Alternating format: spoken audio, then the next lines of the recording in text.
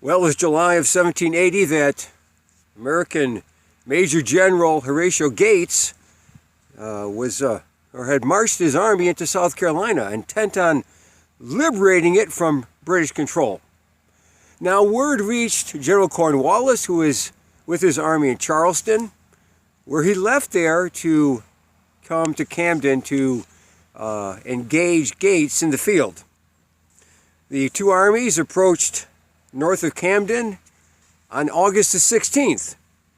Now, the most experienced soldiers at this time were generally placed on the right-hand side of the line. And this is where Gates placed his veterans of Maryland and Delaware.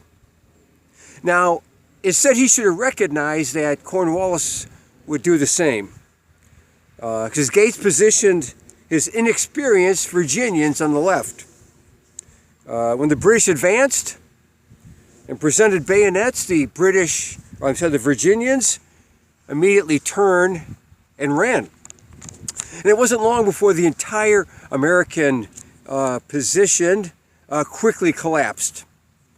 Now, the Continental regulars from Maryland, Delaware, they withstood the onslaught, though, under Major General Johann de Kalb. The Continentals remained on the field as Gates and the rest of his army fled. Or nearly surrounded and overwhelmed, many then joined in the retreat. And among Gates' casualties were de Kalb. Mortally wounded, he died several days later in Camden. Well, my brethren, this morning, the Battle of Camden, as we look at, was a devastating defeat for the American army.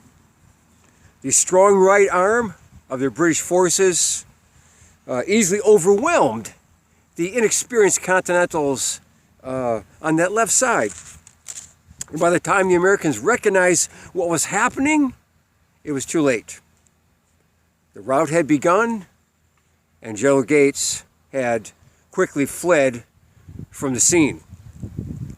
Now, my brethren, as strong and as opposing the British right hand was here, the right arm was at Camden, the Bible speaks of someone more imposing and far much stronger, able to defeat all enemies.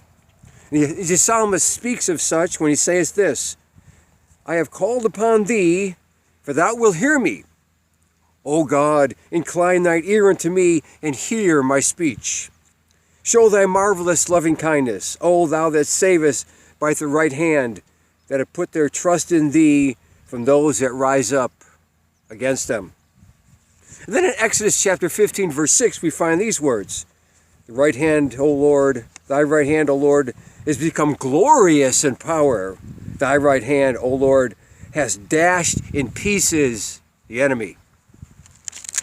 The strong right hand of our great God is able to defeat all and every enemy.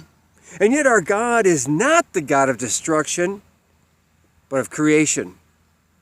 Found the prophet Isaiah writes this, chapter 48, verse 13. He says, "My hand," this is God speaking, Isaiah writes, "my hand also has laid the foundation of the earth, and my right hand has spanned the heavens.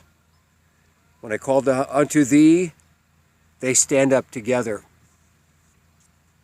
Our God is not a God of tearing down, but rather of building up. The psalmist declares of the Lord our God, says, "Thou hast a mighty arm, strong is thy hand, and high is thy right hand. Justice and judgment are the habitation of thy throne. Mercy and truth shall go before thy face. Blessed is the people that know the joyful sound. They shall walk, O Lord, in the light of thy countenance. In thy name shall they rejoice all the day, and in thy righteousness shall they be exalted." Well, my brethren, August 16, 1780, the powerful right hand of the British Army brought death and destruction to the American cause.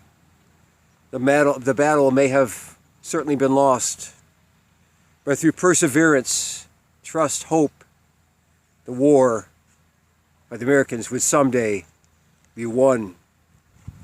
For as God was with the nation of Israel, he has been with us, providing for every one of our needs.